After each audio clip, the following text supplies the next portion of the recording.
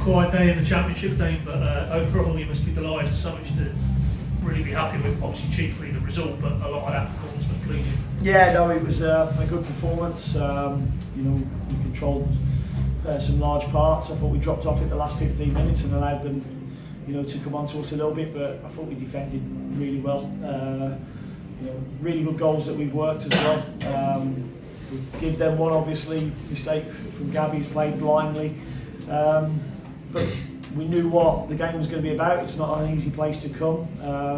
The fans are on top here, and it can be hostile. And we had to deal with that.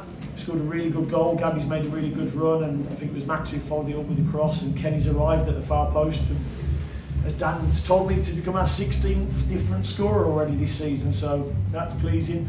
But the response to their goal as well, some really good play. And after that, I thought we controlled the game for some period and created of it. I think Sarge had a really good chance where the keeper saved, and some really good bits of play. But we knew they were a front foot team, and that's why I decided to go 2 up top today, because I felt because they want to congest the pitch, they leave big spaces, and I thought we caused them problems with that. Yeah, was that your thinking really? Because you looked at that team news and of course people looking at it, there's no Campbell and Zara's in, and you brought Kenny back in, but is that where you felt you could get some joy with that shape? Yeah, we felt like if we went a diamond today, I certainly wouldn't want to be chasing Sarge and team back to their own goal, and I didn't think they did. I mean, it was a big call 5 minutes in, I think, where Sarge is through and he gets clipped and nothing's given.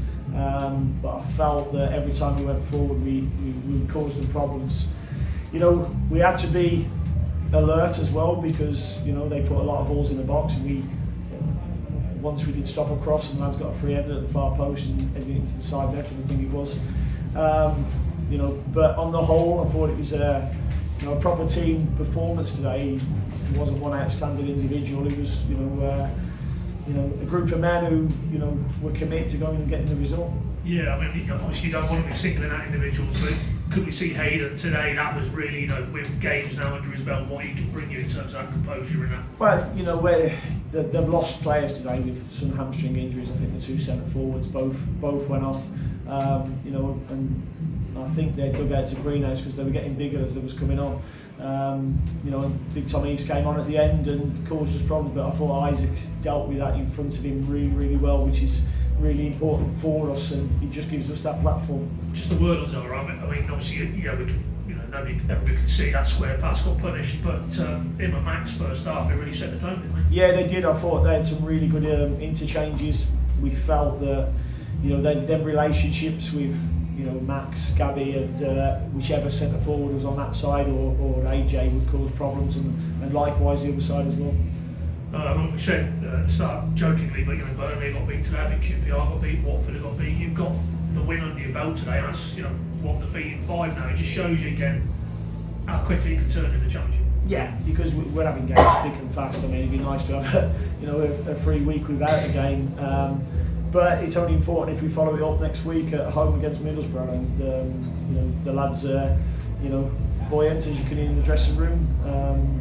We are sitting down, but James is playing in there, so they're happy.